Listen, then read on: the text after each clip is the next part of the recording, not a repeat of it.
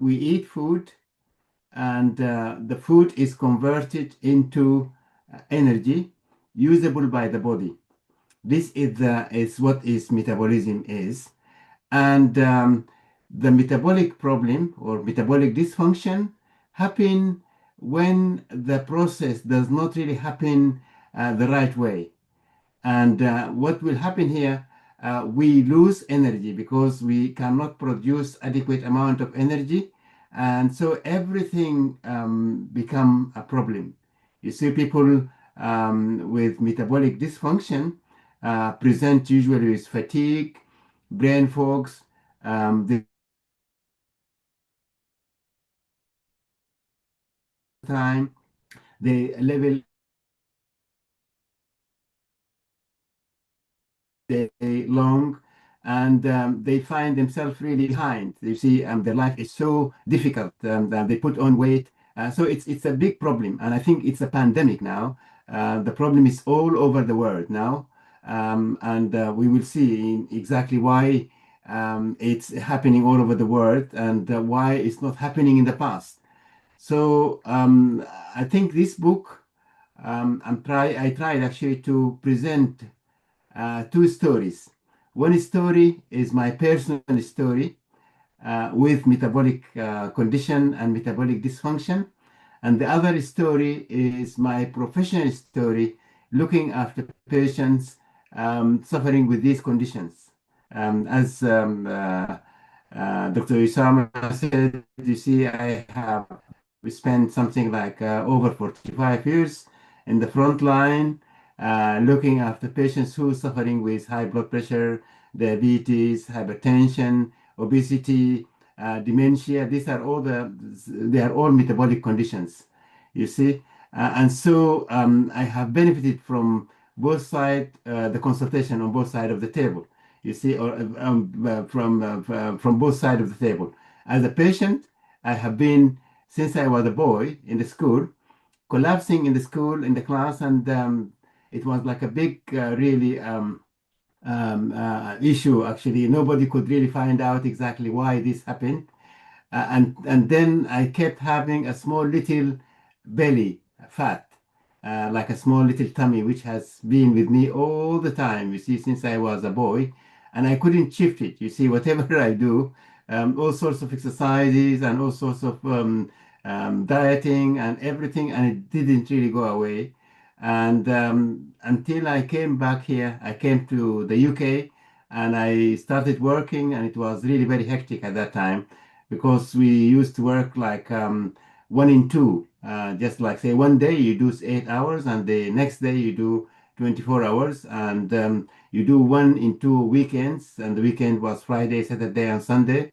So one weekend working, and the other weekend you're off.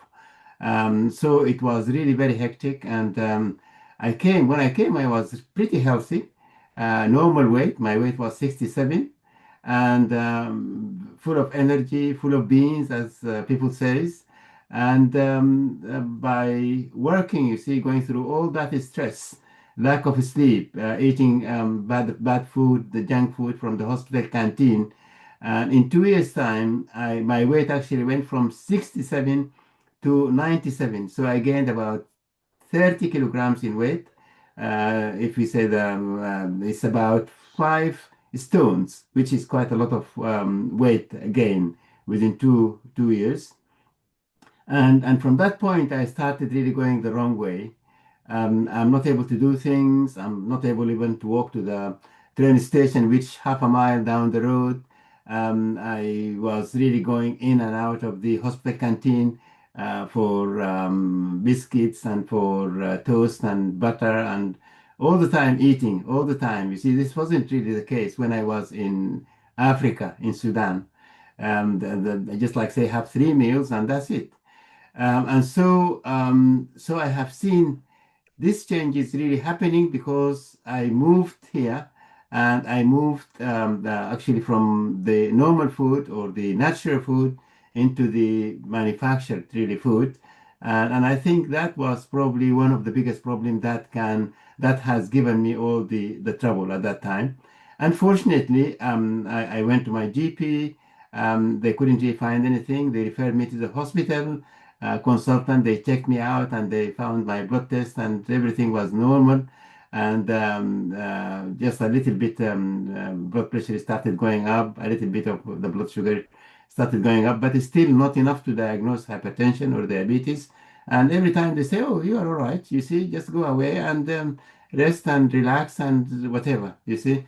So this is why I think talking about the metabolic diseases or the metabolic condition, which is a very, very big condition now, affecting about three, say 1 in 3 in the UK.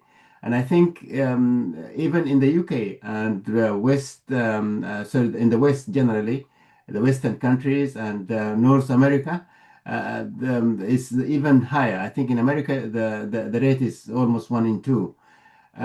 But despite all that, you see, you can see the problem also is bigger when you go to the Middle East, Saudi Arabia, the Gulf. You see, it is almost 1 in 2 actually.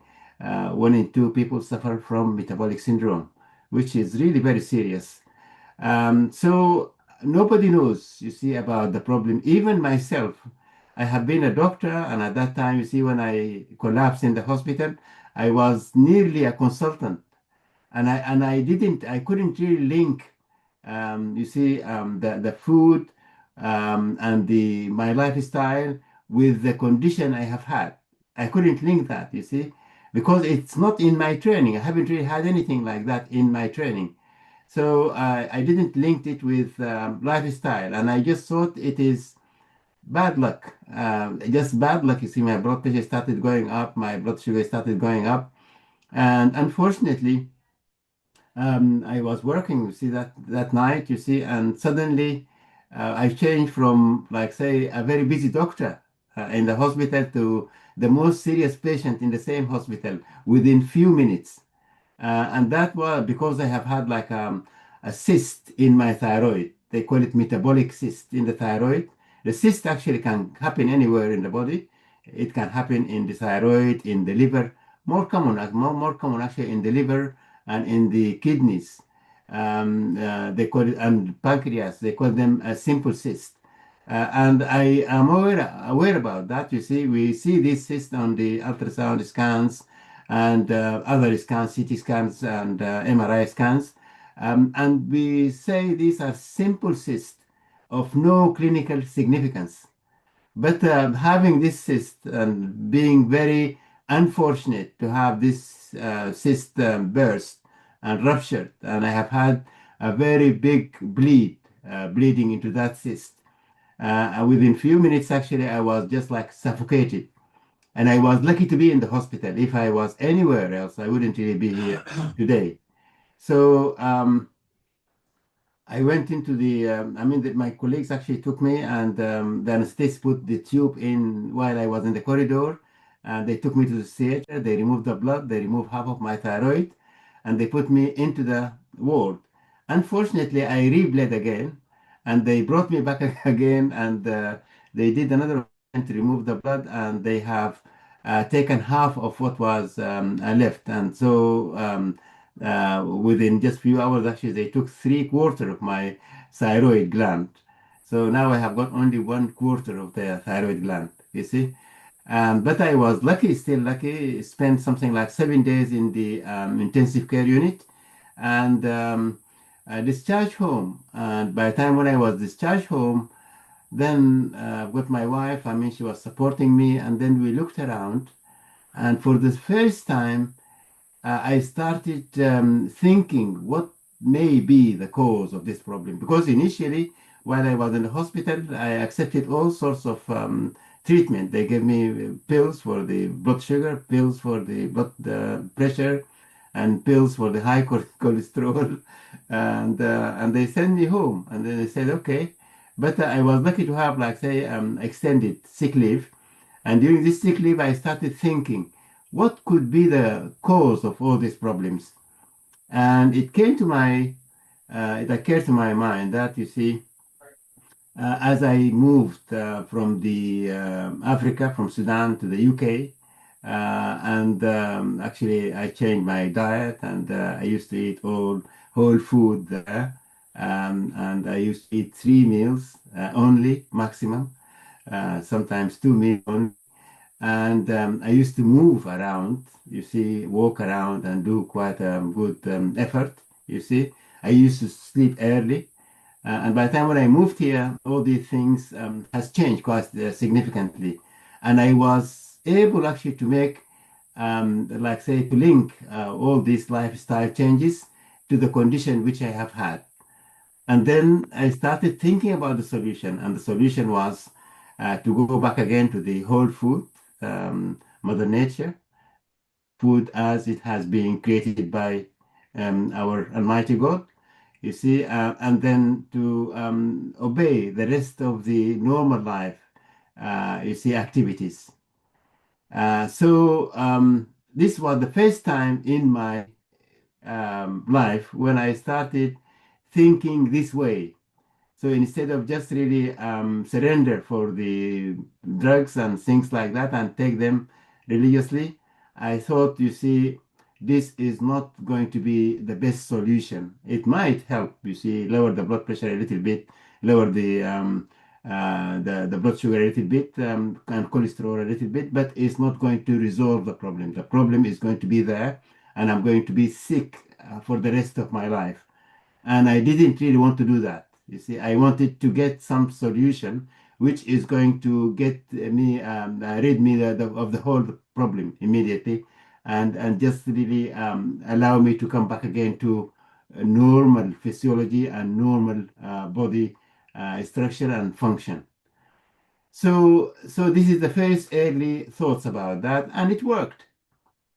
So I went into a good food, exactly the food which I used to have in Africa, in Sudan, and I just started walking and in a little while, just around the block initially, and in a little while, actually, I was able to run a little bit. And I said, okay, if I am able to run, why not to do a little bit more races around, you see? And I did my first 5K and then 10Ks and then say 10 miles and then half marathons and then a full marathon and just carried on. And now I have done, alhamdulillah, 127 marathons completed. And actually, when I was a little bit younger, in my early 60s, actually, that's what I'm talking about. In my early 60s, I did really a very good record, you see, like 3 hours marathon, which is something nobody actually, nothing is heard of actually for people in this age group. But thanks God and Alhamdulillah wa shukrillah, things went all right. And then I said, okay, since I am, you see, a doctor, and I wasn't really aware about this condition, then I think it would be my responsibility here is to get this message across to my fellow doctors, you see, and health professional, and at the same time to get the same message to the general public, because the general public, they just really think this is something which they have to deal with for the rest of their life.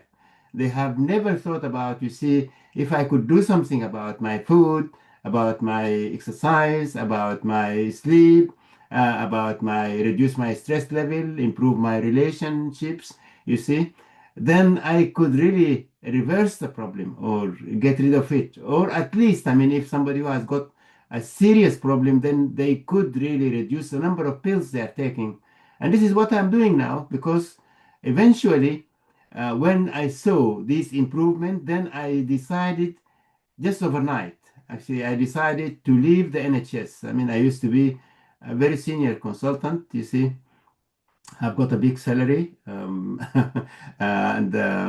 I decided just to leave that overnight. You see, I said no. I'm going to resign tomorrow and just look for the best type of medicine that I could do, because I felt it's my responsibility. I mean, because as a doctor, you see, I should really be able to provide the treatment that meets the patients or the people you see, goals. I mean, the treatment which everyone would like to have, rather than just to provide something which is going to relieve symptoms, but it does not do anything about the disease, and the people become having the disease for the rest of their life. So I didn't thought that this is like, say, a professional, say, honesty, you see, just to provide something which is just really keep people, you see, alive, and but it does not really help them to get rid of their disease. They still,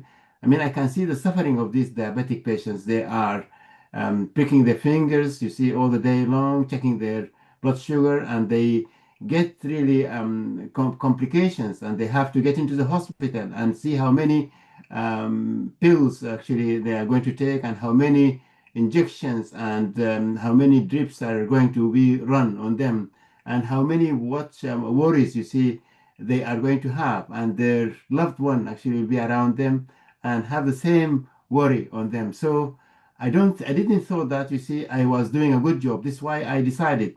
I resigned.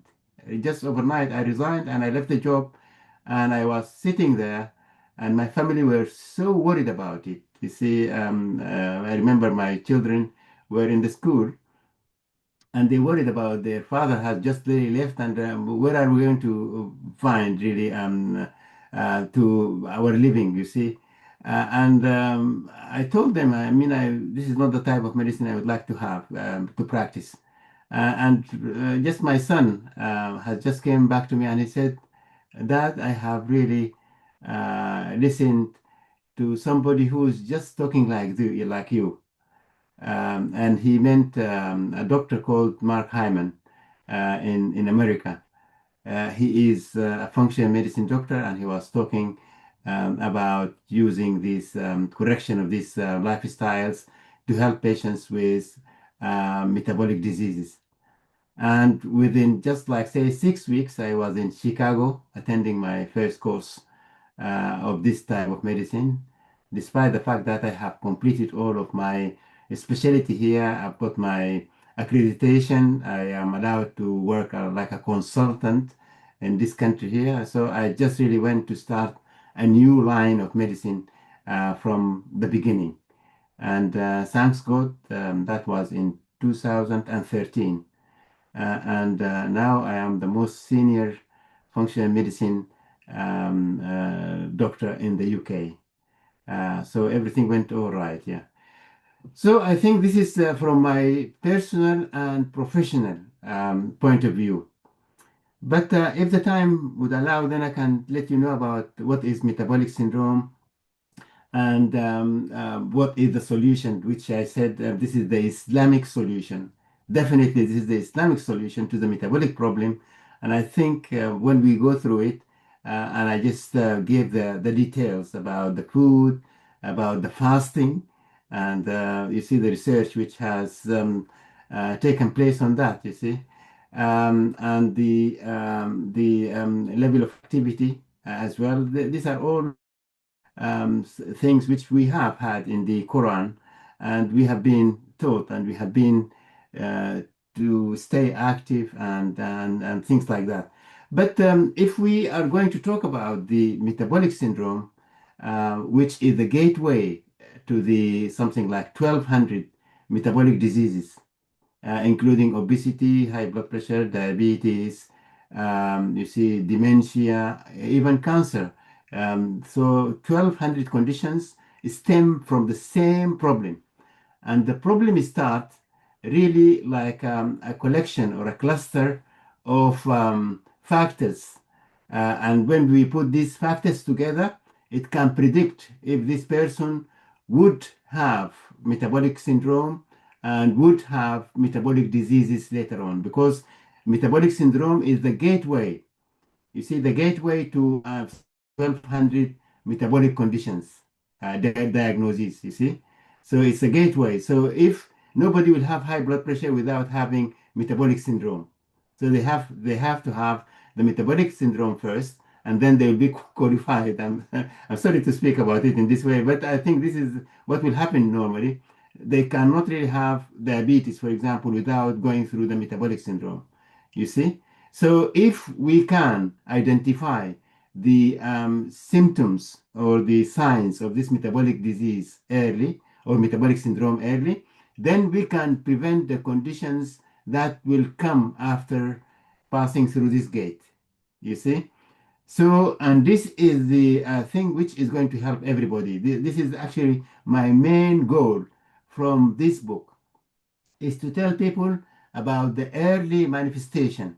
Because you see, if somebody would really wait until their blood sugar goes too high for the level you see necessary to diagnose diabetes, it's too late.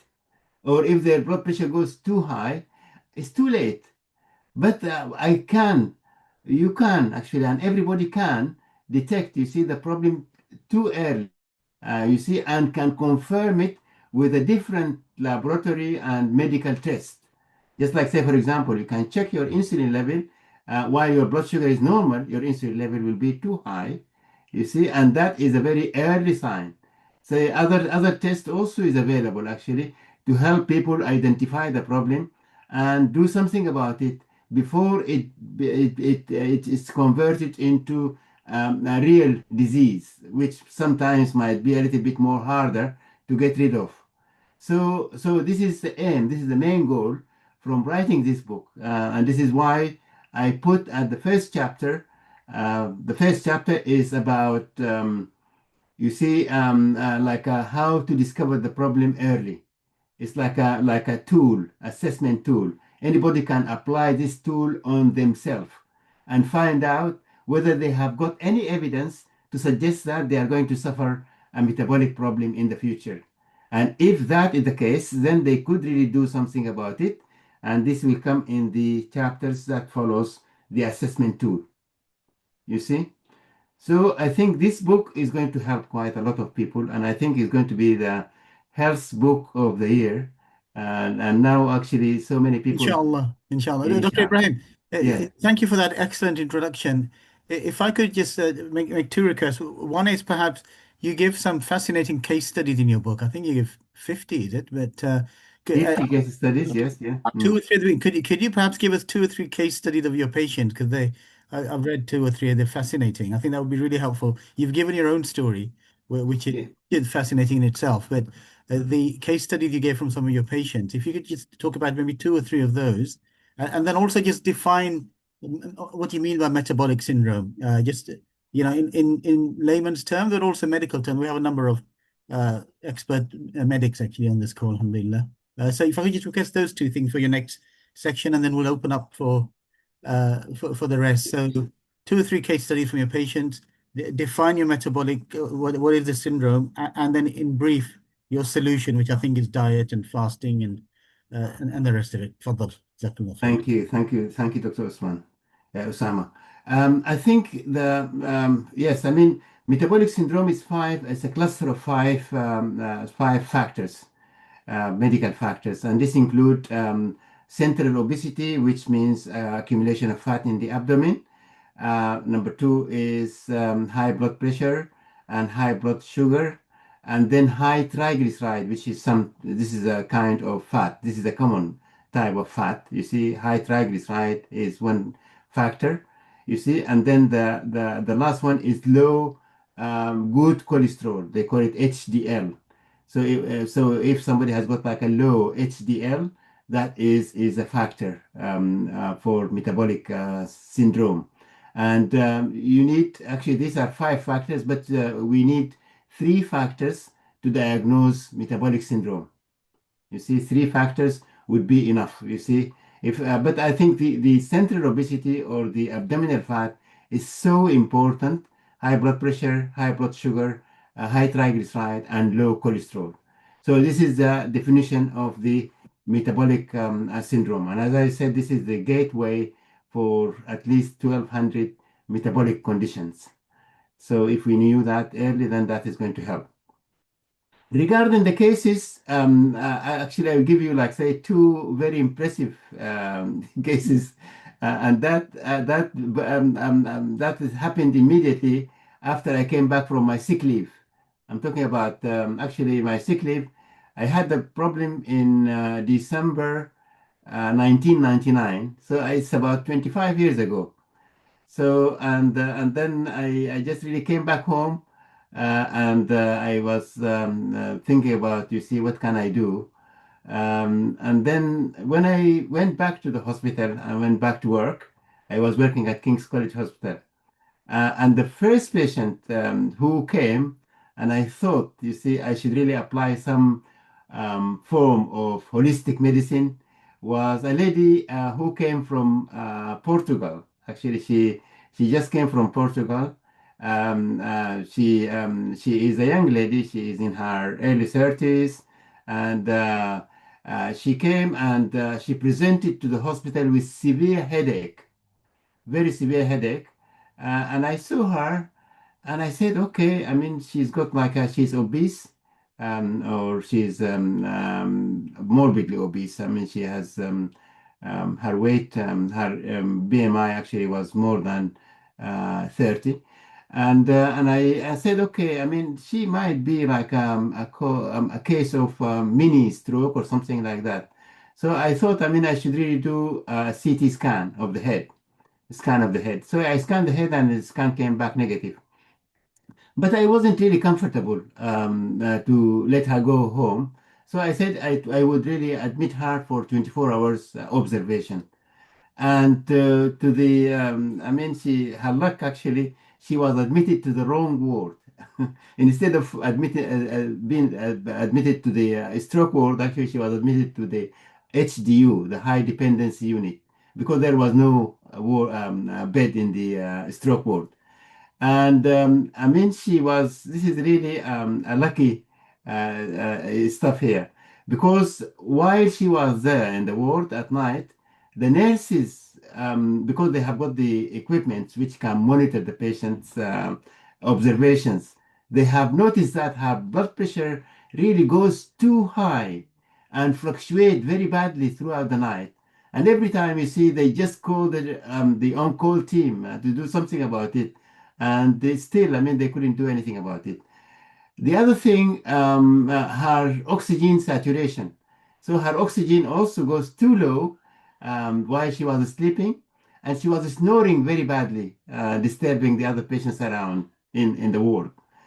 And so when we came next morning, it was a big puzzle for me, because I didn't really know of any condition that can give all this stuff, because I admitted her as a neurology case, possible stroke. But now she is proving to be like a breathing problem rather than a stroke.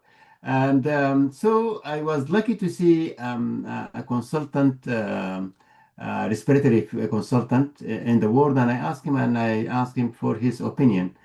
Again, I was very lucky, because this chap is the only chap who was a little bit aware about a condition called sleep apnea. It wasn't really a common diagnosis at that time. So he said, okay, she may be a sleep apnea. And he said, we have got some equipments now, and we can check her out. It's what is known as a sleep study. And I said, okay, that is a good idea. So they checked her out, and she was positive for sleep apnea. And so the treatment in this case is to give her a mask to wear at night. Very noisy, the mask, but it will push the oxygen into her respiratory passages and keep her oxygen saturation good all the night, and that will probably help her blood pressure and her other signs to stabilize. So she had the experience for a couple of days, and I went to see her, and she said, "No, I don't really want this one." And I said, "What do you want?" She said, "Can you have you got any other natural solutions that can help me?" And with my holistic hat on at that time, I said, "Okay, I can help you." And he said, "Well, how?" And I said, "Okay, I can help you if you can lose weight." So she was really very much encouraged, and she lost weight. And while I was talking to her, I discovered that actually the reason she came to London was because she split with her boyfriend in Portugal, and the main reason was her snoring. So she said, I wanted a solution which can help me my headache, but at the same time help me to get rid of the snoring. And she had everything out of her. She lost quite a considerable amount of weight, and her snoring disappeared, and her blood pressure is stabilized. Her headache is resolved. This is one case. I mean, I remember, and I mentioned this case Just actually. to clarify, Dr. Sharif, you said the main reason she split up from her boyfriend was because of her snoring. He Her couldn't snoring, yes, yeah. he couldn't take her snoring. Okay. Yes. Thank you. Yeah. Next case study, please. Yeah. So the next case is also very interesting. I saw him also at the same time, you see, when I returned back from my sick leave. Um, he was a accountant, and he was referred by his GP that he's got what is known as brittle diabetes. Brittle diabetes, that means very poorly controlled diabetes. And he said he put him on the maximum number of pills, but it's still his diabetes is not really coming under control. And he suggested if I could really check him for adding insulin. Actually, insulin is the final resort actually in patients with type 2 diabetes. After you see, if they are not responding well to the pills, then insulin would be another option to be added to their treatment. And I checked him, and I was talking to him, and just suddenly it came into my mind, this is not a biochemical problem. This was like a personal problem, because I looked at him, and I just looked at like something like, we call it a golden retriever person. He's a person who loves people, and who will find it difficult actually to juggle numbers and all day long. He's a person who and then I said, okay, let me just go into a little bit more in depth with his history. And I found that he's struggling very badly with his job. He is not meeting, you see, deadlines, and his frustration from his clients. And every time you see these conditions really go on, his blood sugar is going up and up. So I said, okay, I mean, the logical solution here is to leave your job, is to change your job. And he was shocked. He said, how can I do that? You see, I have been an accountant for 25 years. And I said, okay, I say, I'm just really, I didn't really want you to leave it altogether, but it's to restructure your job. And I said, okay, you see, you can have, like, say, a younger accountant who could really deal with all the accountancy jobs, and just you just really look after your clients, and you support them, and you keep them happy and things like that. And it worked, you see. In 2 3 months time, you see, this chap came back, and his blood sugar was fully controlled, and he's happy, and we kept actually friendship for a long time. He was communicating with me, and he said, thank you very much indeed for this advice, because that what has helped me actually to enjoy my life, because before that, I mean, he wasn't really enjoying his life at all. So these are two cases which would reflect, you see, looking into things holistically would be very helpful. And I think this is the wisdom of medicine, because I mean, I am from the old school of medicine. I saw our doctors and professors in the medical school. They are really not bound by what we are doing now, because most of our work now is becoming like, say, following the guidelines. And following the guidelines actually takes your creativity out of the equation. So you start really just following the guidelines, applying them, you see, and you are not really thinking deeply in how you help your patient. So I think when we go back to the holistic model of treatment, I think we will probably come back again to the this type of medical practice, which will put doctors, you see, in full control of what they are going to help the patient with. So, Jazakallah khair. I think it's an excellent summary of holistic medicine, which a lot of our people, a lot of Muslims obviously practice alternative medicine or holistic medicine, but getting that balance between the conventional medicine and the alternative, I think is one of those very difficult things. And I think your functional medicine, I only heard it from you actually. You said you're the first professor, mashallah, in this country. And I hope you'll be able to teach it as well as, I think there'll be a lot of people who'll be very interested in doing a course with you.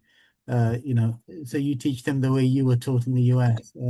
But if I could just ask, if I could ask you to summarize your solutions, which is around diet and fasting, and the Islamic solution that you mentioned. Perhaps if you could finish with that for the next 10 minutes or so, then we can open up to the floor. Jazakumullah khair.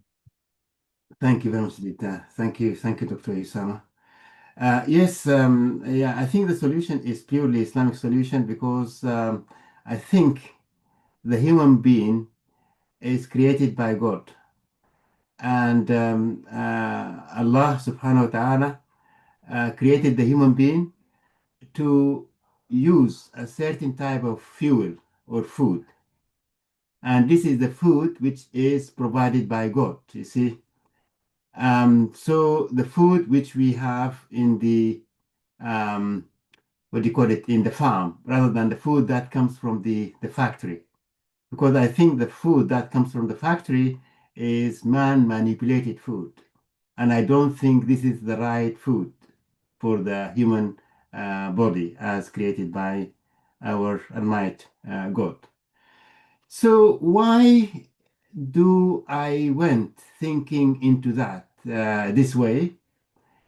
Because number one, of my personal experience, you see, I went from natural food, normal food, holistic food, or whole food as created by God, to the processed food when I moved here. And I become sick. And when I went back again to the whole food again, then I resolved the problem. So this is one thing I based my thinking about. The other thing, I looked into for example, the obesity rate. You see, in the US, I'm talking about, you see, in the 60s and the 50s, the obesity rate in the US was 15. Now, in the 2000, you see, the obesity rate went from 15 in the 60s now to nearly 43%. Actually, I think it's 42 point something, 0.6 or 7%, you see.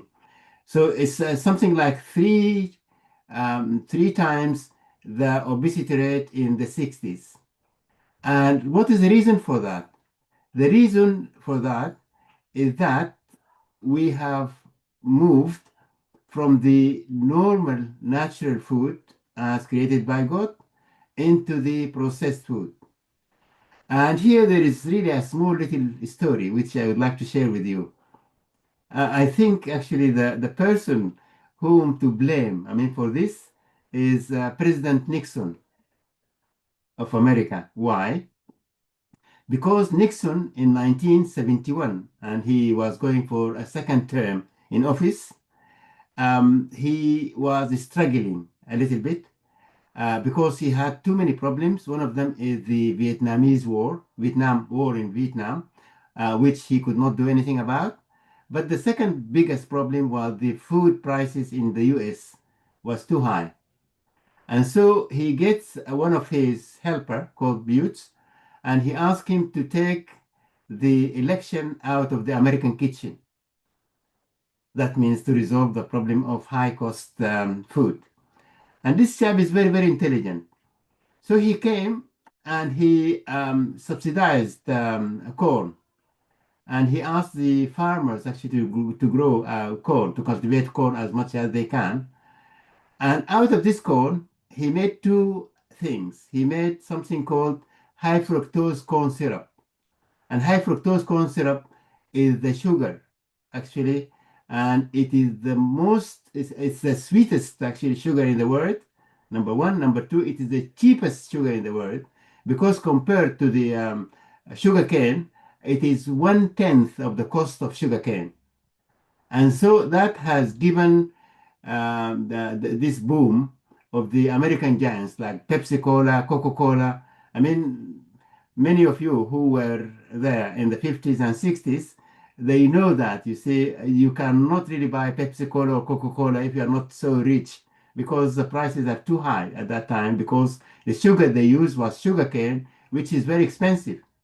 But now, actually, if you go to the jungle, to the African jungle, you see, you find, you see, these guys, you see, carrying this family size Coke, you see, and walking around, you see, it's so cheap, even cheaper than water, you see. That's one thing. The other thing, youths actually just, I mean, make corn oil out of it. And corn oil actually is the biggest really reason for the boom in fast food because you know this McDonald's, you see KFC and Burger King and this stuff, you see, they have really found a very cheap oil here because I think previously they used to use the pig oil, which was so expensive. They use that, you see, to prepare the fast food. But now with this corn oil, actually that has brought the prices of fast food so low. So, and people were able to afford it. And I think Nixon actually won the election this way. And but unfortunately, the processing of food actually has continued and the شرش Americans eventually, جرار شرش uh, the American eventually they used it actually to dominate the international market. You see, because now you get all these crisp and chips and whatever you see all over the world because now they can do it and they can send it and because this can stay on the shelf for several years, actually 2 3 years actually. So that is one thing. But another reason is also very interesting. If you remember 1990, the American imposed sanction against Cuba because Cuba was part of the Soviet empire at that time and supporting them by the time when the empire here has just went down. And then the American imposed sanction against imports to Cuba. And what happens? Because they haven't really got enough supply of these processed food, which was very, very cheap, they couldn't have that. Then the Cuban, they depended on their food, which they can grow in their farms. And so they went back again to Mother Nature. They went back again to the food that comes from the farm. And that has caused a big drop in the chronic disease, you see, and a big improvement. You see, people lost a lot of weight, and I think they make like a national. Actually, this is like a national experiment here or a study where people lost weight, quite a lot of weight, and they improved their vitality and their energy level, and the disease has gone down. You see, heart disease, stroke, high blood pressure went quite to a very, very low level. So these are 3 or 4 reasons actually for me to go back again to the whole food. And to be honest with you, this whole food, nobody knows about it. I mean, until I came and I raised this point, you see, and I said this is going to be the food which we need for the human being because this is the food which has been created by God to feed or to fuel the human body, and we should really follow that. That's one thing. The other thing is around fasting, and I think that is another thing which is now started to have some percussion in the Western world because fasting before, I mean, I remember when I came here, like say many years ago, more than 30 years ago, everybody would say, no, no, no, no, you shouldn't fast. You have to eat as many times as you want because you should not really be hungry at any point of the day, you see. so as to have enough energy and so on. So, but I found that, you see, we have to eat, you see, in a style which is going to click with the body rhythm. Because you see, if you are going to eat all the time, you see, the body rhythm will go off. And then, because you see, you need to get the digestive system down. You have to give it like a downtime, you see. So they have to rest for a little bit. You can't really, because you see, every time when you eat, the whole system will start really working, even if you eat a small little piece of food. And this is why, you see, you have to have, like, say, 2 or 3 meals within 8 hours, you see. Say, for example, the breakfast at 10 o'clock and the dinner finish at 6 o'clock. And then you have got like 16 hours of fasting.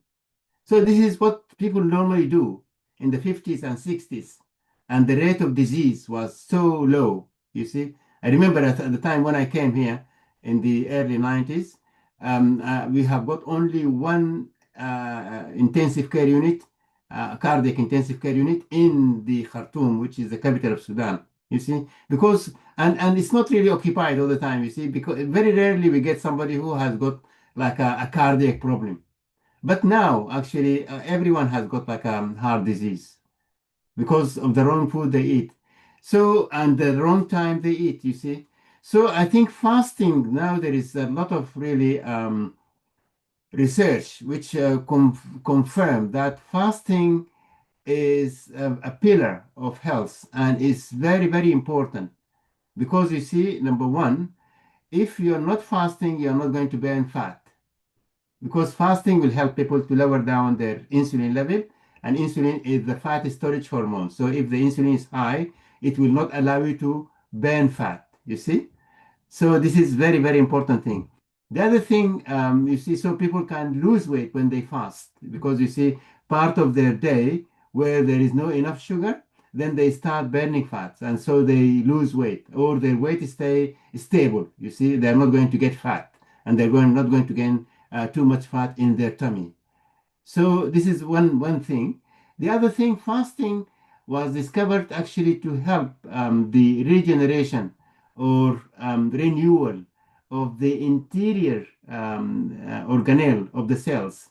This is something really very interesting here, because you see, the cell, the body cells, actually they go aging, you see, and by the time, you see, when they are midway in their aging process, then they become very useless, and they're not very efficient actually to do their jobs.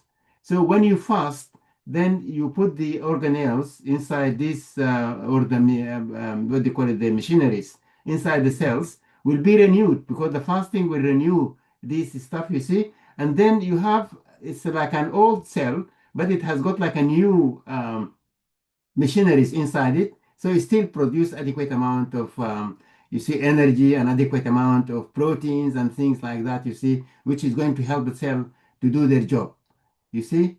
And here there is something really even more, because you see, the fasting, the medical fasting is water. They call it water fast.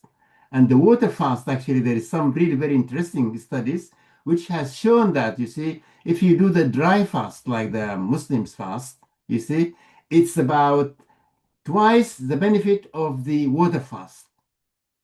You see here? This is why I think this program is absolutely an Islamic program here.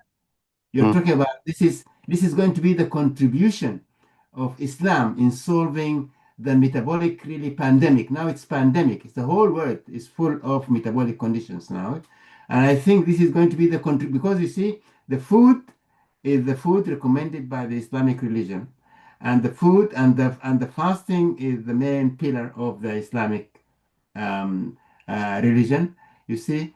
And the movement and the activity, it's also, I mean, all the Islam and all the Quran is just really advising us, you see, do not really sit. You have to work. You have to work hard. You have to, you see.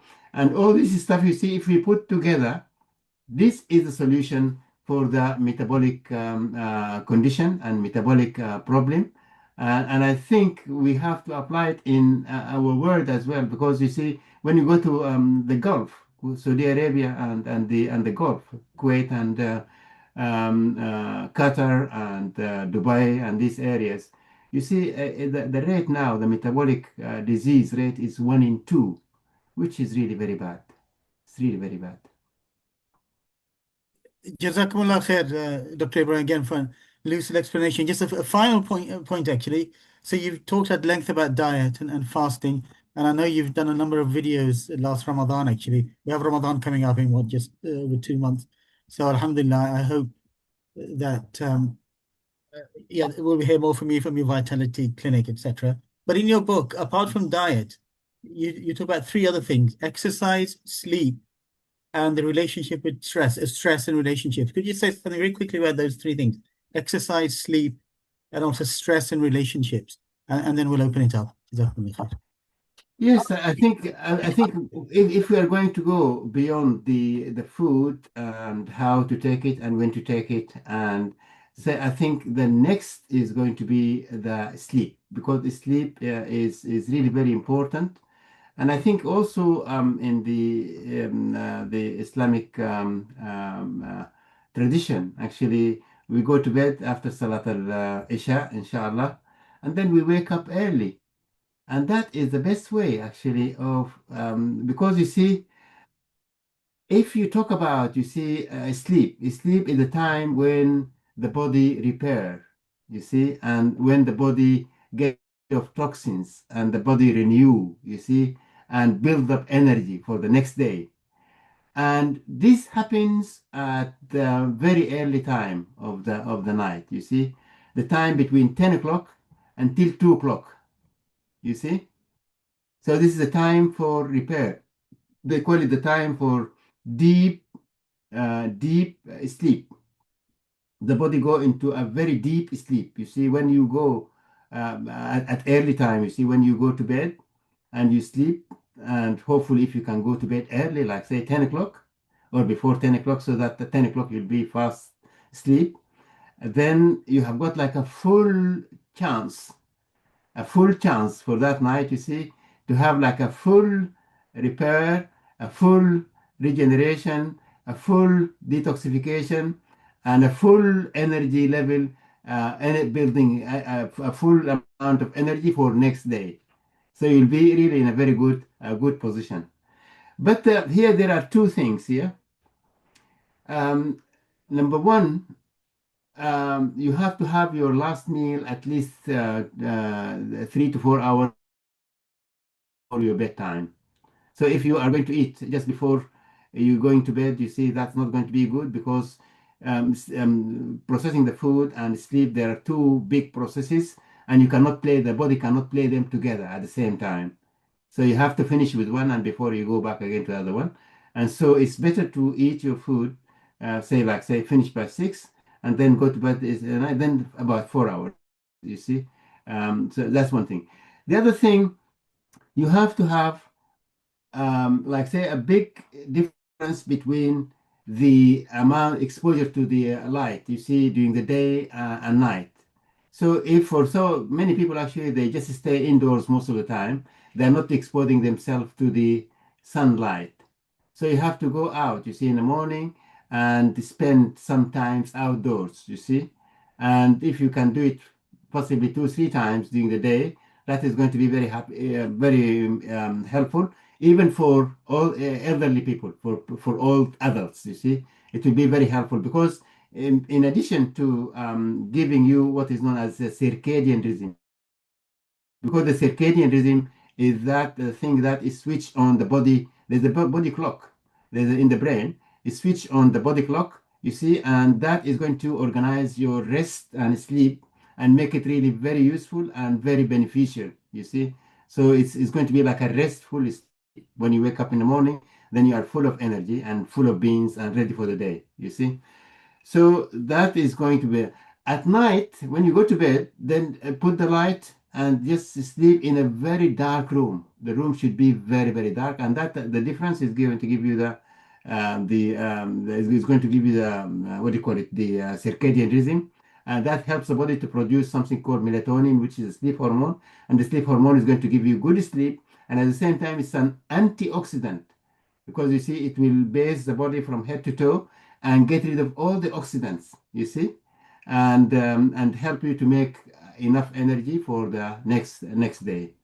So this is the sleep. The sleep is really important, and I think we are doing it, but we need to go back again to the way which we did it in the past. Our grandparent, our grand family, parents, and our older, generations actually did it in the past. So this is one thing. The other thing is movement. Movement is very, very important. I mean, many people actually they think about movement in terms of metabolism, assuming that you see if just like say if I'm going to put something like 500 calories in my body, and if I'm going to do like say movement that is going to spend 500 calories, then I'm not really going to gain weight. That is not really what's calorie in and calorie out. You see that it doesn't really work like that. It's not work like that. But movement is really very important, because you see when we speak about you see the underlying cause of the metabolic problem, which is insulin resistance. And what does that mean? Insulin resistance, you see the body actually produce something called insulin to open the gate for sugar to come inside our cells. But if we have developed insulin resistance, then the body produces the insulin, but the insulin is the receptor is less sensitive to its effect, so it does not really get as many sugar molecule inside our cells, and so our cells stay hungry still, while we have got too much sugar in the blood, and we cannot get it inside the body. And so eventually the body will decide this is excess sugar, we have to put it in on store. On the store, you see, we have to store it as fat, and this is why people regain weight and feel fatigue or tired. You see, this is the way of. When we start exercising, the moment when you start exercising, the insulin sensitivity start improving immediately. You see, it start improving, and the movement actually has got a lot of things to do. You see, even you see the digestion, the gut health, the you see the because you see the body will not really do things for nothing. If you are spending a lot of time, a lot of energy during the day, then the body will make adequate amount of energy to meet your needs. But if you are not really exercising, then you are not spending too much energy. So the system that makes energy becomes lazy, and you are not really producing that much. And this is why you gain weight. Other things like, for example, ibadat. People come to the mosque and they do an ibadah, and that relax their hearts, and they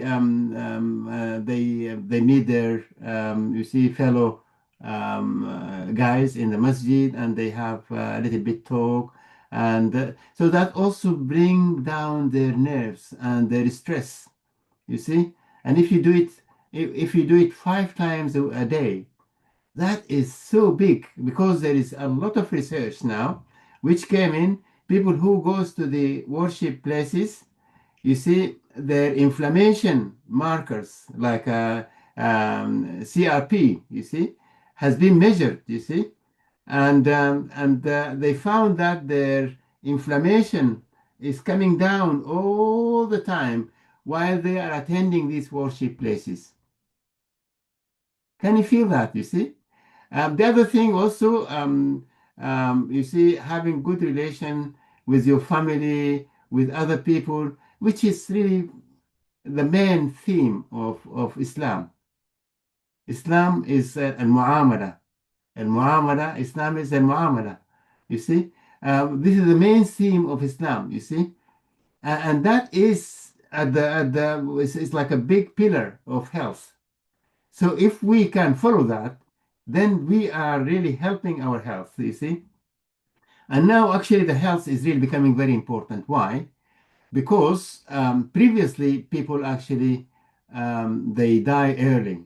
Say, for example, there is one study about doctors, and they said if you continue to work until the age of 60, you are very unlikely to celebrate your 70th birthday. But if you finish, if you stay working until 65, you are very unlikely to celebrate your 70th birthday. But if you finish working and retire at the age of 60, you are likely. And this is the common trend. People normally die between 60 and 70, something like that. And if you go back to 1900, for example, the average age in the UK was 50. 50.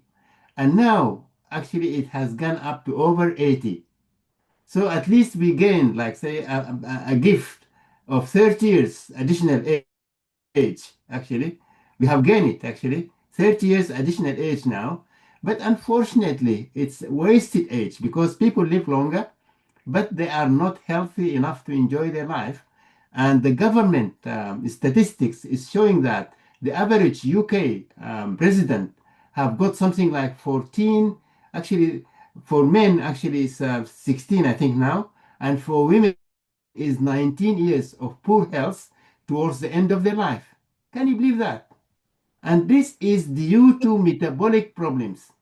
This is purely a metabolic problem that happens and deprive people of their independency of their health. And this is something which is doable. You can get rid of that by just following these simple things which we have spoken about. Get the right food, eat the right at the right time, move, you see, have good relation and worship, you see, and have, like, say, a very intimate relation with Allah, you see, and then you have solved the problem. You have solved the metabolic problem, inshallah.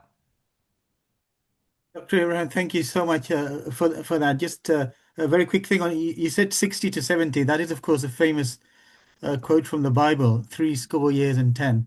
A score is 20 years, so 60 years and 10. A score is 20, so that's 60 to 70. And it's in the Hadith as well. The Prophet said, "أعمار أمتي ما بين الستين والسبعين," between 60 and 70. But as you say, that was the good old days, and now people are living longer, but perhaps not as healthily. Just a final point, actually, before I do move to the questions. You mentioned to me casually that without this kind of prescription, you said the NHS will die because it's all based on tablets. Everybody's being prescribed tablets for everything. There are a lot of NHS doctors on this call, actually. Could you say something more about that? What do you see for the future for the NHS in the UK, our National Health Service? Yeah, I think this is really a very interesting point here because I have been in the NHS for over 30 years, and I know things are not really doing well. Why? Because the burden of these metabolic diseases is growing really very fast because we are eating the junk food, which is cheap and convenient. Because I think many people actually they are not really interested in cheap food. They are interested in something convenient because he coming back from work, he can have his sandwich and his crisp and whatever. And so by the time when he reach home, then they can really do something else. So but having this stuff, having this lifestyle being changed in this way is going to increase the rate and the burden of non-communicable, they call them now actually, non-communicable diseases, you see. And the rate is going up very fast, you see.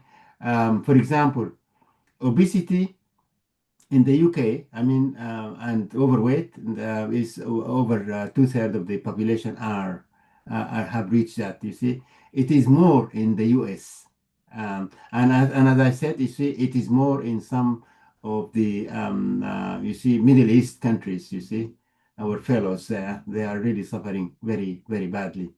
So in the here, because you see the NHS is trying actually to cope with this burden. But I think the burden is going really very fast. And I don't think they are coping now because many people now they have a different experience now with their GP. Because the GP, I remember many years ago, you can have appointment on the same day if you feel you need to be seen immediately. Or I mean maximally you can have it next day. But now, actually, you have to wait for your GP. I'm not talking about the hospital doctor.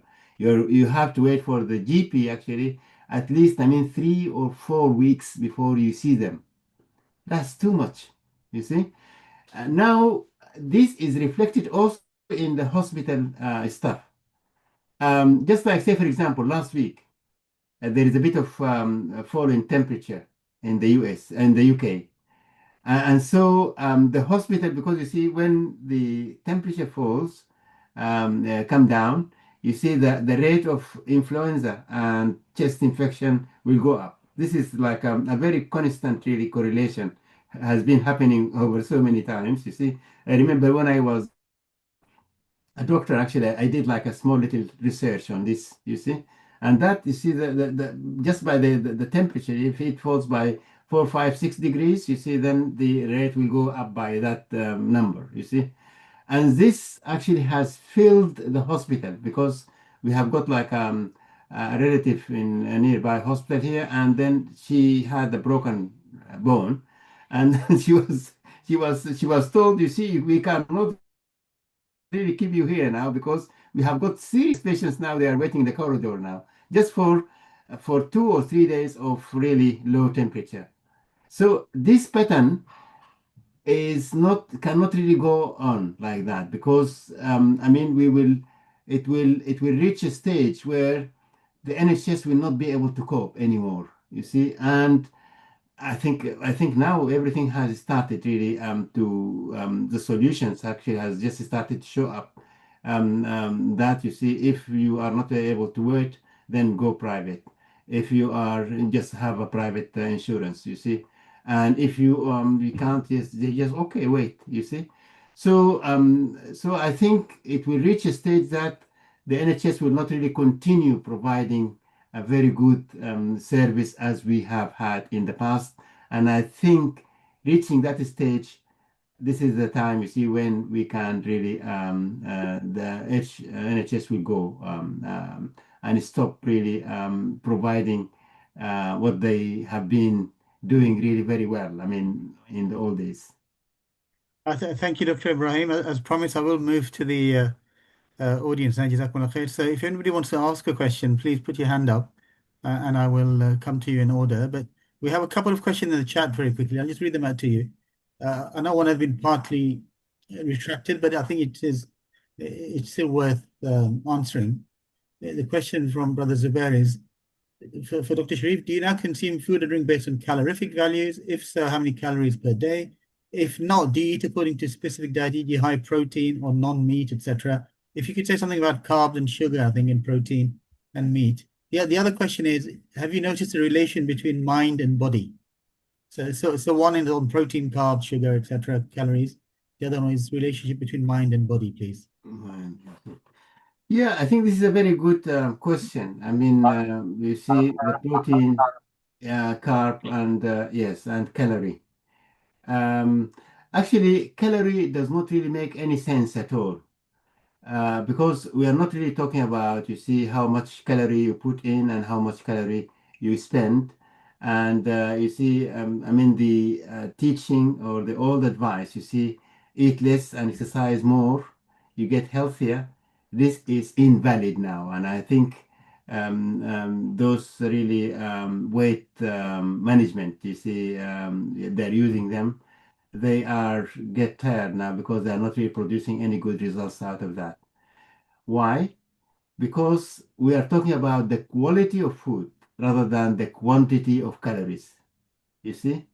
And why? Because, for example, many people actually they want to lose weight, and if they're going to count the calories, actually that's not really going to help them. But for example, if you want to lose weight, you might really need to eat more fat. You see, which is possibly something which people might not really imagine would be the help or solution. Why? Because you see, if you eat, for example, a healthy fat like avocado, like seeds and nuts, you see, and you see, these are the things which are really very healthy. If you do that, I think that will help, like olive oil, like coconut oil. If you do that, actually, that is going to help people lose weight, which is something which is not really expected here. The other reason here, we are talking because, I mean, just let me quote something very interesting for you as well. 1955, President Eisenhower of America had his heart attack. And actually, that was the point. Actually, it's a very, very important milestone of heart disease history, because the doctors and the scientists were asked to find out what is the reason, what is the cause of heart disease, and they worked really very hard. And some of them actually they looked into the in the post-mortem. You see, after people die, they looked into the post-mortem, and they found cholesterol in the blood vessels, like cholesterol plaques precipitated in the blood vessels, and they said, okay, this is the cause of heart disease. And from that point, they went into, like say, advising and recommending people to eat low-fat diet. So that is a big, big, big, big problem. Why? Because when they have gone on low-fat diet, that means they have to fill the gap with something else. And what is that thing? They fill the gap with carbohydrates, including sugar and including starches and different types of carbohydrates, you see. And this was the biggest problem, because from that point onwards, actually, most of the metabolic problem now is coming to the bad stuff. So if we go back to the 50s and 60s, this did not really cause big problem. Why? Because people at that time, they eat healthy carbs. The carb which is in vegetables and fruits and things like that, which is healthy. But after the 70s, when we talk about carbs, then we talk about all the junk food. So going on junk food here, that is going to cause inflammation, and inflammation is going to cause insulin resistance, and insulin resistance is going to cause all the metabolic conditions, you see? So that is not really going to be helpful. And so everything in moderation. But I think if somebody has got like a metabolic problem, I think it would be better if they could really go on more fat, healthy fat, as they take them like a very important real component of their food, and then low carb, healthy carbs, like for example berries, for example pomegranate. These are has got sugar on them, but very low sugar. Things like say very low calorie vegetables like cucumber, like celery, beans. Beans has got carbs on them, have got proteins on them, have got high fiber and have high nutrients. You see, high minerals. Beans actually is one of the best food. Actually, it's a superfood, and it's going to help everybody to reverse and to control the metabolic problems. So it's not the quality, it's not the quantity, it is the quality of the food. If you eat the quality of the food, you should not really worry about how much you eat of that food. And this is exactly what I do. I don't weigh my food. I eat when I get like say 80% really full, and I stop there. I don't really go beyond that. You see, that is the maximum I should really do. And if you do that, that is not really going to cause any metabolic problem, definitely. Jazakumullah khair. And again, as you know, it's from the Sunnah where the Prophet ﷺ said, we are people who do not eat until we're hungry. And then once we're satisfied, we stop eating. And Yes. very simple. نفس لطعامه ونفس لشرابه ونفس ل Yeah, yeah, that's the other yeah, one. A yeah, third food, third drink, and third for air. yeah. But the other hadith which said you only eat when you're hungry, basically, Yes. and stop eating when you're full. It's very simple. Which, you know, all diet, whole kind of books have been written on this. Okay, well, second question before I come to the caller with the hand up. Second question about mind and body. Somebody asked, is there a relation between mind and body here? Yeah, I think this is the most important thing here, because as a doctor, actually, I should really reflect on that, and that is really a big, big issue, because most of the people who comes with metabolic problems, and disease generally have got like a background of mind issues. And I think the relationships is the biggest issue, because people who have got relationship, they have got like say conflicts of interest, things like you see work stress, family stress, marital disharmony, things like that. These are the people who comes with chronic conditions. You see, why is that? Because stress generally is going to do two things. One thing is going to make people selecting the food which is high in calorie, which is tasty, you see, palatable. You see, they call it high palatable food. Comfort food. Comfort Yeah, food. They call it comfort food as well, right? yeah, that's the other issue. The other issue is they eat for comfort. But the selection, if you give somebody who is stressed a choice between having, like, say, an orange or having like a crisp, they say, no, I want the crisp. Why? Because it's high calorie and tasty and palatable, you see, and they can eat too much of it. But if you give them, like, say, for example, apple, how many apples would they be able to eat? Not too much. But they can eat 10, 7, 15 bags of crisp just in one sitting. They can do that, yes. And then the other part, which is eating for comfort, because why is that happening? Because it's stress. When the body is stressed, what does that mean? That means you are going into a war.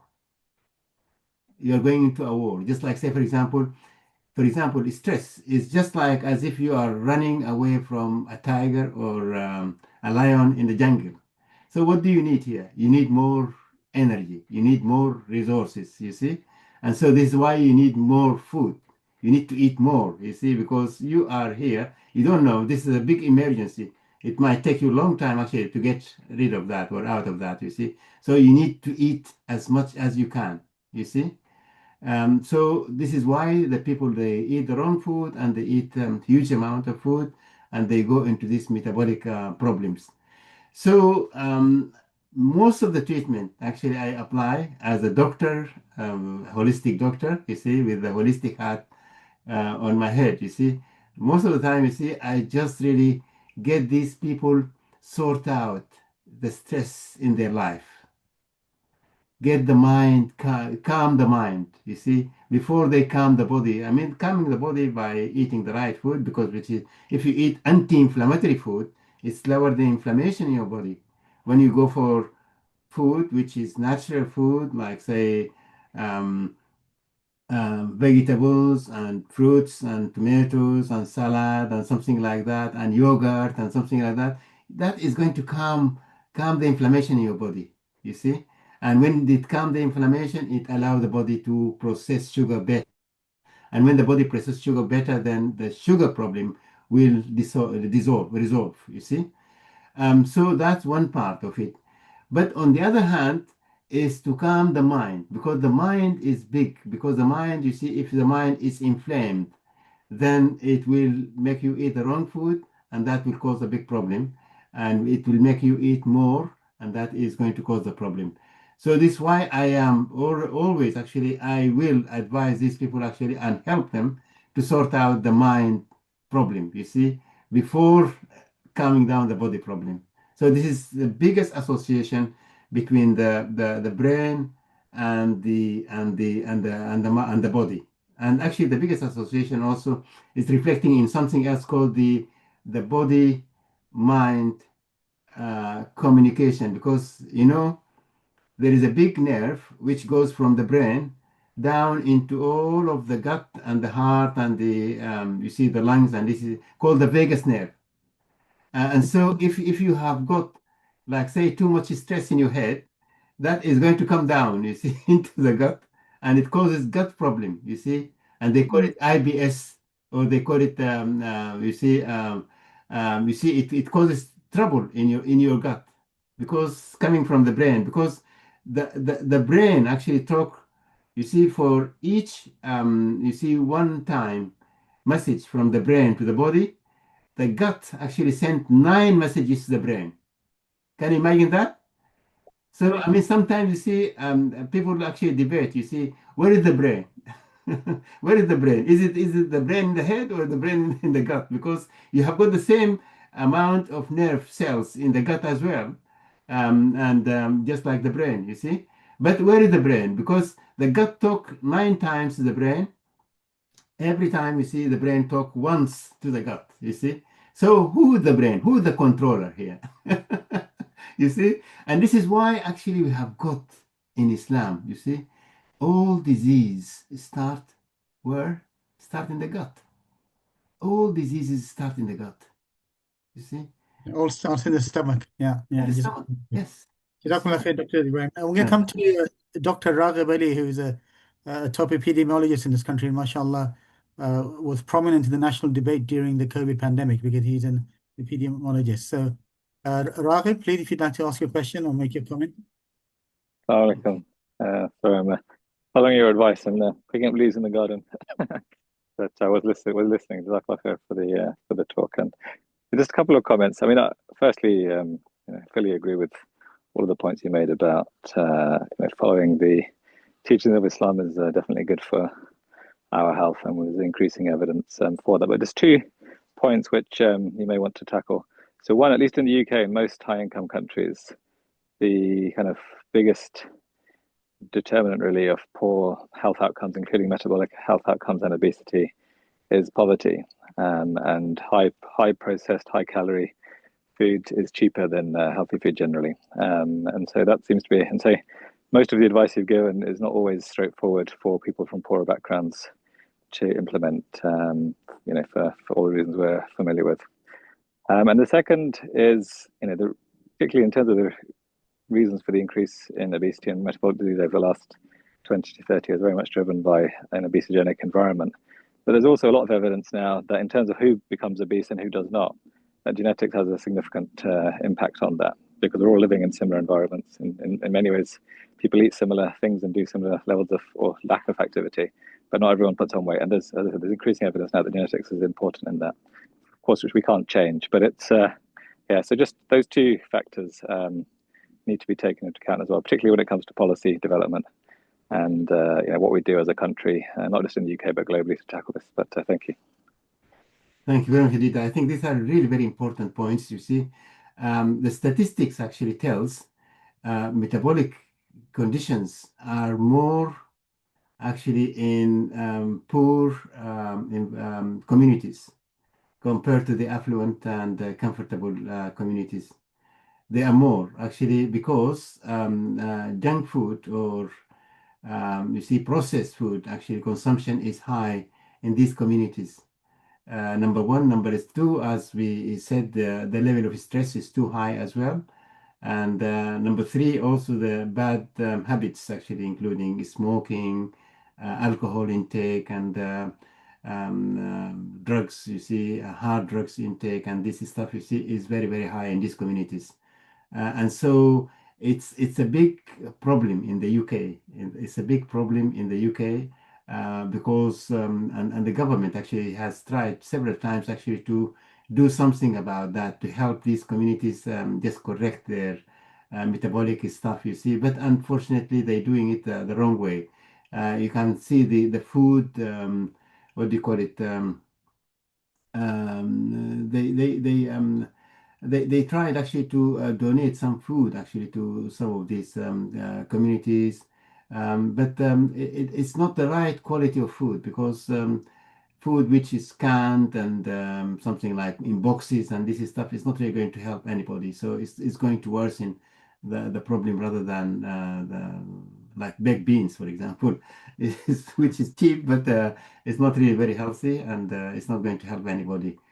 There's one other point I forgot to mention. There's one actually exception to this in the UK, at least, where the 2 most deprived groups, which are the Pakistani and Bangladeshi groups, actually have better health outcomes than you would expect based on their poverty and levels of deprivation. And although this is not fully explained, I think there's enough evidence to suggest it's because of the habits that we have as Muslims and following Islamic teachings that is helping us in terms of not so much diet probably, but particularly in terms of social relationships, having good relations, family support, community support, and of course not smoking and drinking together is very helpful as well. So that will be something which, inshallah, I think should be an area of interest for researchers going forward as to why is it that these two groups paradoxically have better outcomes than expected. Yes, yes, yeah. I think you're right. Yeah, but I think many people actually they fear or they are not really comfortable by say going for the what do you call it, healthy food. When I speak to people and say, okay, why not you try to go for really whole food rather than, I know there's a big difference in prices. I mean, you can fill a big bag, you see, with junk food, which is not going to cost you that much money. But if you go for say organic something, it's going to be like say very expensive. But I think the good news here, when people eat good food and healthy food and clean food, they do not really need to eat too much. Because you see, one of the problems you see for people who really use the bad food or the junk food, you see, one of the problems you see, they need to eat as much as possible of it. Why? Because this food hasn't is deprived. Because you see what the processed food. What is the process of processing food? What does it involve? It involves actually two things. They remove fiber out of the food and they remove nutrients out of the food and just leave the calories, the energy, the starch. You see? So they have taken everything out because you see, for example, if you leave like an apple on the shelf for 2 3 days, it's going to get rotten because it has got fiber, it has got nutrients on it, you see. But when you take everything out of it, you see, and just leave the starch or the sugar, you see, without anything, then that it can stay in the shelf for 2 3 years, you see. So this is the process about processing. But if you eat the food which is processed, then your body will be lacking nutrients. And so your body will say, okay, let's eat more, eat more, eat more. Hopefully, you may find this lacking, you see, nutrients. You see, this is the problem. This is why people eat more when they eat the junk food because it hasn't got nutrients on it. And they're eating on the assumption that they might really catch these missing elements in their food. So that's really very important, and thank you for highlighting that. I know some communities, you see, like say, particularly Ikhwan Muslimin, actually, in some areas in the country, they are living in a deprived situation because of so many reasons. And but I think there is also lack of information. You see, there is lack of information because I think with even the limited resources, people can really plan something good actually, and that is going to help their health rather than something which is going to damage their health. That's one thing. I think the other point which you mentioned about the environment, the effect of the environment, and that is something which we cannot really control at all. I mean, we can do as much as we can, but we cannot really control because the toxins are everywhere. The food we have is full of toxins because of the standard really food, which is not organic, and I'm not really sure even the organic is also clean or not. But I think the standard food actually has been sprayed, and actually after they collect the crop, sometimes they spray it because they wanted to make sure that, you see, when they store it for a little bit longer time, you see, it's not going to get damaged, you see, by the whatever, you see, pesticides and herbicides and all sorts of things is added there. The other thing, you see, you have got the environment itself. It's not very clean with all chemicals all over the place. Again, we have got like the electronics now, the phone, and these are all toxins, you see. And we're living in this world, you see, our kids, and they are living in this really very bad environment, which is also very damaging. But I think also keeping, like say, a balance between all these factors and being aware about them actually is the most important thing. Being aware about them is very important thing. I mean, just like say, for example, I switch the rota every night. You see, when I finish, then I switch the rota, and then we go and we enjoy a little bit more sleep, good sleep. You see, you get rid of the cleaning chemicals. You see, in the household cleaning chemicals, which is really very bad. You see, even the body stuff like the soap and this is stuff. You see, if you get like a healthy options, the cleaning the teeth, and there is quite a lot of which we could do, but the environment, I understand. I mean, and I agree with you, the environment is not really a very good environment and has changed over the last 20, 30 years to the very worst, you see, situation. And I hope, but just being aware of that and trying to do as much as you can is going to be very helpful. Yeah, Jazakallah khair, Dr. Ibrahim. We are just kind of over time. Can I just check are you okay to continue for a little while, 10 or 15 minutes, or should, yeah, Yeah, yes, yes. Most of the people are still on the call, so I'm going to go through the outstanding question, actually. Some very good questions there. One just mentioned casually about stress, that it has emotion that affect our metabolism, but that's just a comment. The question is, two questions actually. From an Islamic perspective, how do we balance the encouragement to live healthily with the reality that many people face social and economic barriers to accessing good food? We are stressed and we eat bad, and we eat bad and become more stressed. I think you partly answered that. I'd like to quote Sheikh Hamza Yusuf there. He famously said, as you said, healthy food is more expensive, but he said, eat less. As you said, you will automatically eat less. So inshallah, you're not actually spending more, because you're spending more on that food, but you're eating less of it and you don't need to eat more. Inshallah, it will balance out, but you might want to say more about that. The second question was, there are many modern processed and artificial foods. How should Muslim communities approach education and guidance? Are these man-made or chemically produced food considered halal or haram from a medical Islamic viewpoint? I've given a very quick answer, which many people have spoken about, is Allah said in the Quran, again and again, it's not just halal, but tayyib as well. We speak a lot about halal meat, whether food is halal. We rarely talk about halal and tayyib. Tayyib means pure, wholesome, and all the rest. So perhaps you can expand on those two questions, which is the cost. I think you've covered the first one actually. So the second one, halal and yeah, I think the first one is actually the very interesting thing here.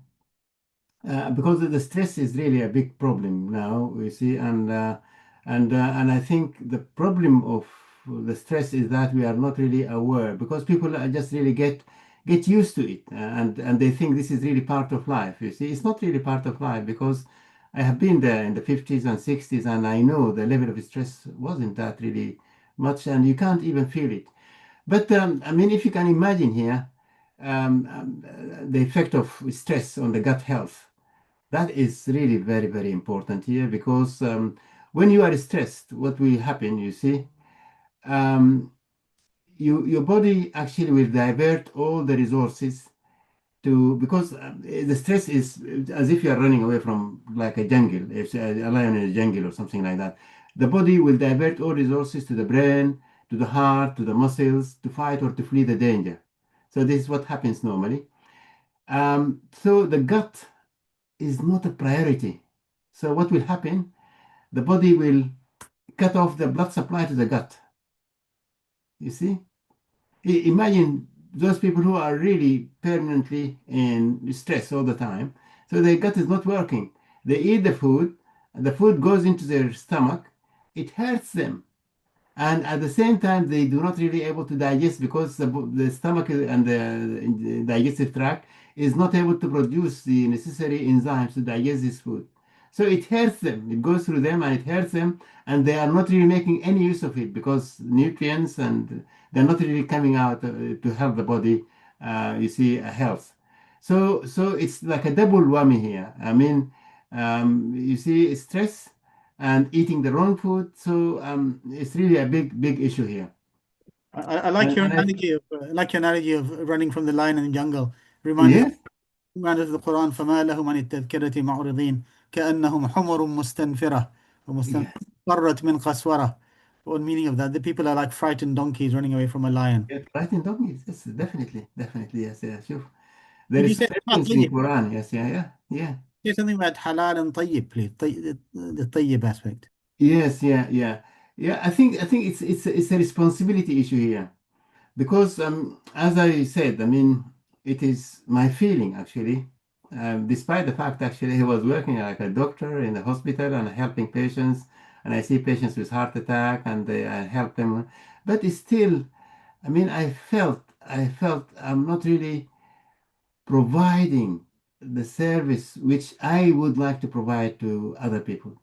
And I think the farmers, you see, in Islamic countries, actually, they should really think about this, you see. If you are providing something which will have some bad effect on it, would you provide that? That's a question, you see. And so there is quite a lot of evidence in Quran, you see, which deter us and you see from really giving any harm to other people. So I think, you see, if you are a farmer, I know you'd like actually to make your work a little bit more profitable, and you get you see revenues, which is going to help you and the rest of your family and things like that to live. But if you can provide it a little bit less harmful, I think that would be probably better. So there's quite a lot of evidence which is going to help us if we are going to talk about these issues. You see, like Muslim leaders actually talking to our, you see, in Masajid, you see, about this and about, you see, you have to eat the good food because this is your responsibility to make the good choice. You have to provide the good food actually to your Muslim brother rather than a bad one. And then people has to be like a model. You see, they have to be like example actually for other people to follow, because you see, we lack actually this leadership stuff in our community, and that is very, very important, because the younger generations actually will always follow us, and if we are going in the wrong direction and we are providing the wrong example, that what is going to happen for the younger generation, and that what is going to keep us, you see, at the bottom of the pile, and we don't really want that. Jazakumullah khair. There's another question here which says, are there metabolic solutions or treatments for hereditary diseases? Hereditary, yes. Genetics, actually, I don't see any metabolic patient without doing their full genetic profile. Why? Because we are different. We are different because, you see, and the metabolic issues. So, for example, now I said the metabolic syndrome is a gateway to 1,200 diseases. So all these diseases come through this gate, isn't it? But one person will have, like, say, a problem with his blood sugar. One person will have a problem with his blood pressure. One person will have a problem with his heart. Another person will have a problem with dementia. And each person, I mean, the same problem will manifest in different people, in different, what do you call it, shape and diseases, you see? And that depends on where is the weak link in your body. If the weak link is your heart, or the weak link is your blood vessels, or the weak link is your brain, you see? So the problem will show up, the same problem, which is ability to process sugar, which is a primary fuel of the body. So this is going to show up in different people at different things because of their genetic weaknesses. And this is why actually I do see the person, take a very thorough history. That's number one. Number two, I do their biochemistry. And then number three, I do their genetics. And I look into the two together. You see, why is the blood sugar is a little bit high? Oh, your genetic here, there is something here. You see? So I relate what I see in biochemistry to what is happening in their genetics. You see? And that is going to help me provide like a personalized, because if you go to the hospital with high blood pressure or high blood sugar, they give you the same treatment. If you have got like say 10 people, they'll be given the same treatment, you see, for the same condition. But when they come to see me, I will probably 10 people, I will probably give each a different, totally different treatment from the other person. Why? Because I look specifically into how the problem is manifested in their biochemistry, you see, and what is the underlying cause coming up in their genetics, you see, and then I try to correct the problem on basis of their genetics as well as their biochemistry. So it makes it like a personalized treatment, you see. MashaAllah, Jazakumullah khair. Yeah. So now we have a question from Dr. Mujahid Hassan, who's a pediatrician actually. Alhamdulillah. Mujahid? Jazakumullah khairan, Shaykh, for a very informative lecture. There's been so many gems from this. I actually wanted to make a comment.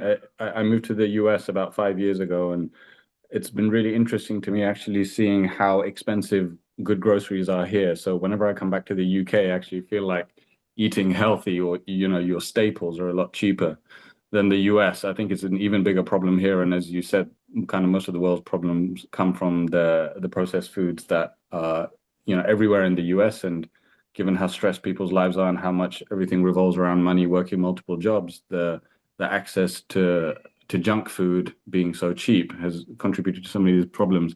I would love to introduce you, Sheikh, to a couple of brothers who have started up an organization here called Harvest Noor in the Northern Virginia area, which is looking at the farm-to-table process of ihsan, tayyib food, as well as a coaching program to help people really cement these habits.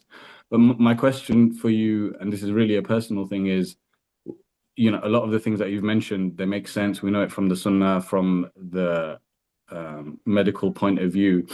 What particular advice do you give patients who are struggling with making that mental switch where you're so addicted and used to the dopamine hits from junk food, from processed foods, from the sugar, the salt, and the fat, to eating more healthily, eating just enough to keep your back straight, as Rasulullah sallallahu alaihi wasallam said? What are some of the tips you would provide given your experience? Jazakumullah khairan.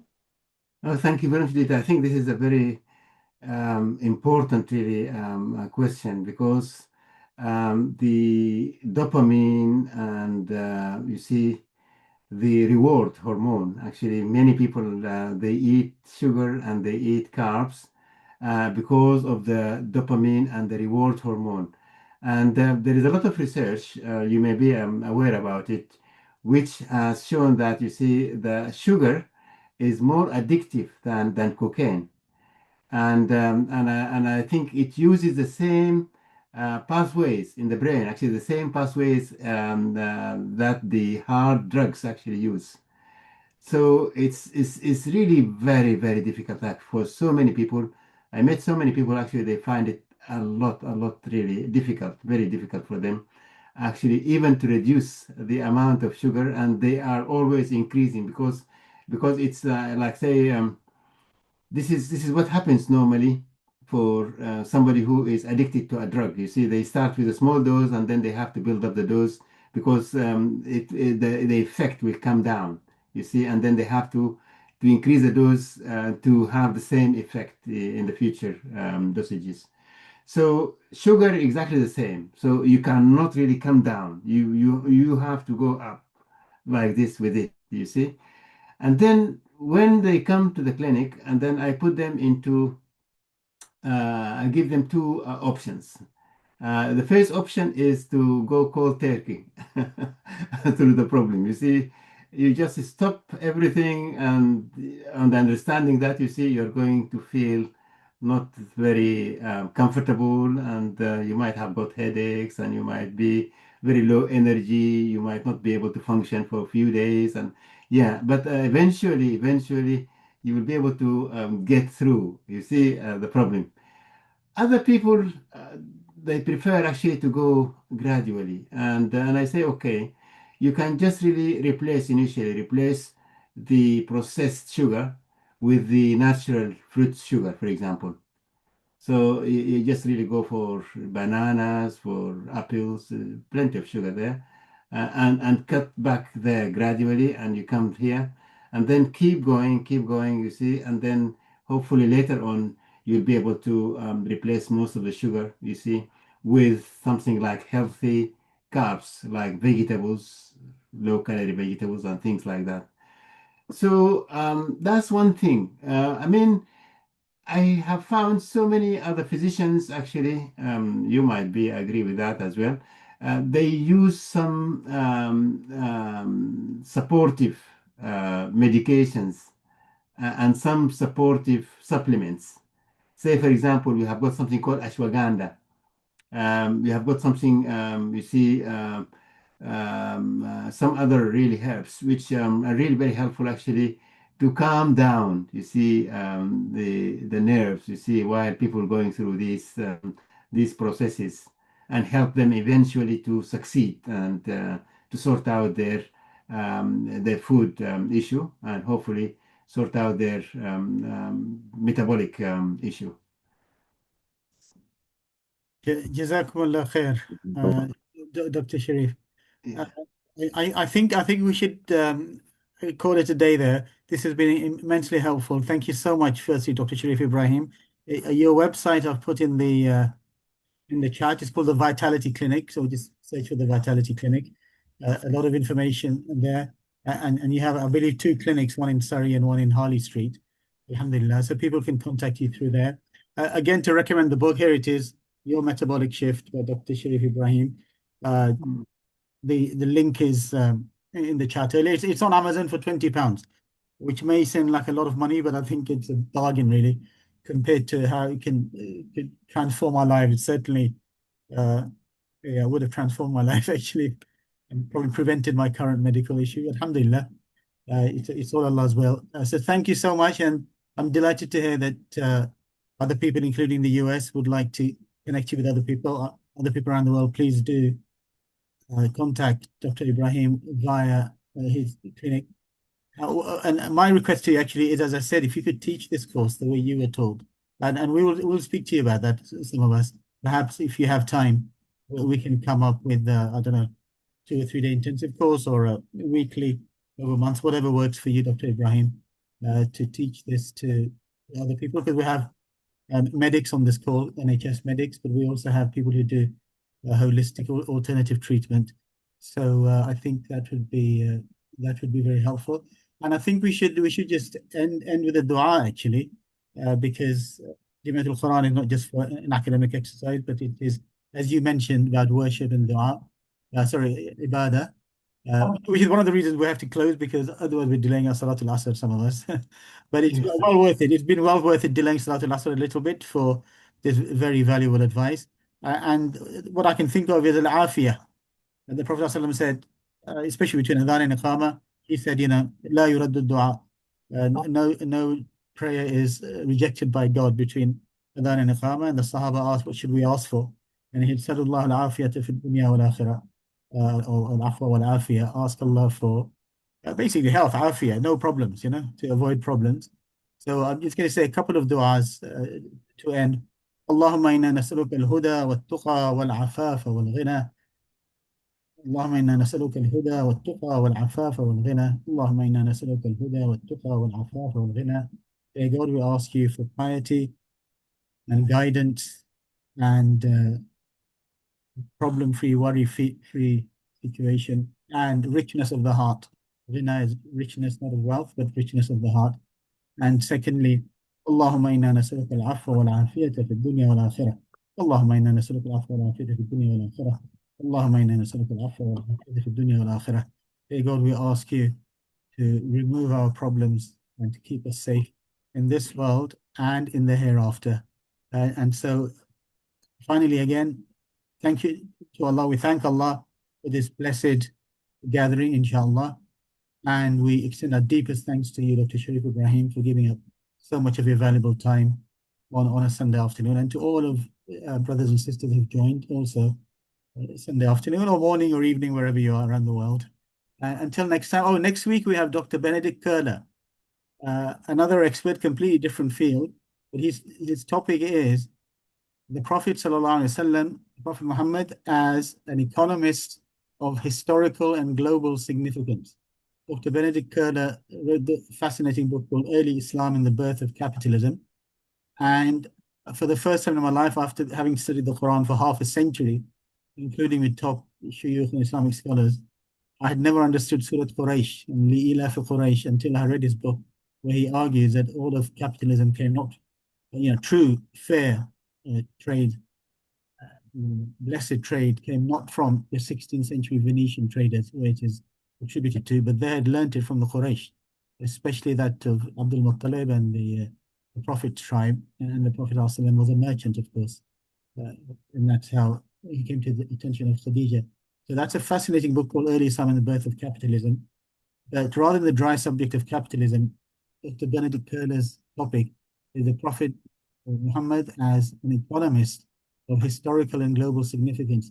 Just to give you a preview, and I will put it in the group, he says 3 major contributions the Prophet made, 14 centuries ago. First is a free and fair market in Medina. After setting out the Prophet's masjid, he set up the souk immediately next door, and there were no taxes on that. It was a free and fair market. Secondly, related to that, people asked him to introduce price controls, and he said, no, prices are in the hands of Allah. Biyadillah. This is 12 or 13 centuries before Adam Smith talked about the invisible hand behind the markets, which is the natural supply and demand, which determines the price. So artificial price fixing is basically not a good idea. Dr. Curler argues, look, the Prophet taught this 14 centuries ago, that the prices are in the hands of Allah. That is actually what Adam Smith called the invisible hand. It's not invisible, well, it's invisible, it's the hand of Allah. And thirdly, he speaks about the waqf, the institution of the waqf, which is separate to a person and, is protected from individuals, if you like. So he talks about that in this book, actually. Apart from his book, Early Islam and the Birth of Capitalism, it's called Faith in Markets. And it has Jewish, Christian, and Muslim perspectives here. But amazingly, most of the Islamic perspectives are given by Dr. Benedict Curler, because another of our colleagues says that trade or economics in Islam was held back by the fact that Islam did not, the Islamic economics did not come up with the idea of a private company as separate and to have the status of a person. And that's what enabled the Western kind of capitalism to flourish.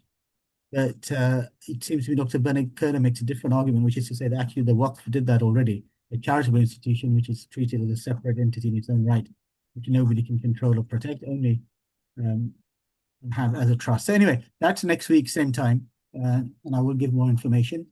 But alhamdulillah, thank you everybody for joining. Until next week, assalamu alaikum wa rahmatullahi wa barakatuh.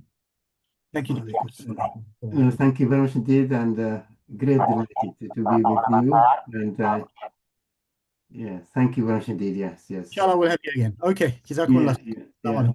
Thank you.